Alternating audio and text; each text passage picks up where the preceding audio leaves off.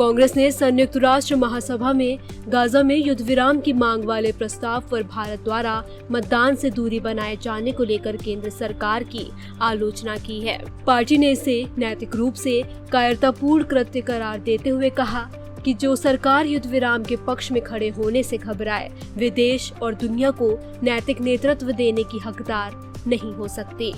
कांग्रेस ने ये सवाल भी उठाया कि आखिर बीते 6 महीनों में ऐसा क्या बदला कि भारत ने अब युद्ध विराम का समर्थन करना बंद कर दिया। साथ ही ये भी पूछा गया कि क्या सरकार ने पूर्व प्रधानमंत्री अटल बिहारी वाजपेयी की फिलिस्तीन पर अपनाई गई सैद्धांतिक नीति को भी पीछे छोड़ दिया है। महासभा में स्पेन की तरफ से प्रस्तुत प्रस्ताव पर मतदान हुआ। इस प्रस्ताव में तत्काल, बिना शर्त तथा स्थायी युद्ध विराम और हमास तथा अन्य समूहों द्वारा बंधक बनाए गए सभी लोगों की तत्काल तथा बिना शर्त रिहाई की मांग की गई। भारत समेत 19 देशों ने मतदान में भाग नहीं लिया, जबकि 12 देशों ने प्रस्ताव के खिलाफ मतदान किया और पक्ष में 149 वोट पड़े हैं। प्रियंका गांधी ने वोटिंग में शामिल न होने को लेकर कहा कि ये शर्मनाक और निराशाजनक है कि हमारी सरकार ने गाजा में नागरिकों की सुरक्षा और कानूनी तथा मानवीय दायित्वों को पूरा करने के लिए संयुक्त राष्ट्र के प्रस्ताव पर विचार न करने का फैसला किया है।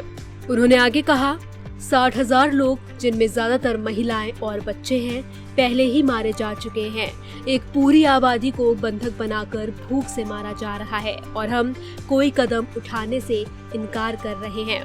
वास्तव में हम न केवल नेतन्याहू द्वारा पूरे देश को नष्ट किए जाने पर चुप खड़े हैं, बल्कि हम उनकी सरकार द्वारा ईरान पर हमला किए जाने और उसकी संप्रभुता का घोर उल्लंघन करते हुए उसके नेतृत्व की हत्या किए जाने पर भी खुशी मना रहे हैं। सभी अंतर्राष्ट्रीय मानदंडों का पूरी तरह उल्लंघन कर रहे हैं। प्रियंका गांधी ने यह भी कहा कि भारत ने हमेशा शांति और मानवता के पक्ष में खड़े होने की परंपरा निभाई है।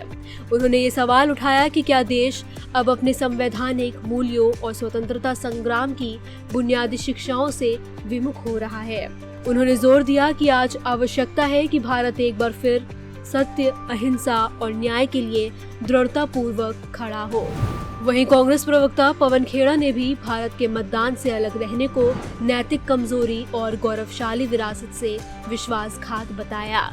उन्होंने याद दिलाया कि भारत 1974 में फिलिस्तीन मुक्ति संगठन यानी PLO को मान्यता देने वाला पहला गैर अरब देश बना था। 1983 में NAM शिखर सम्मेलन में यासीर अराफात को आमंत्रित किया गया था और 1988 में फिलिस्तीन को एक स्वतंत्र राज्य के रूप में मान्यता दी थी।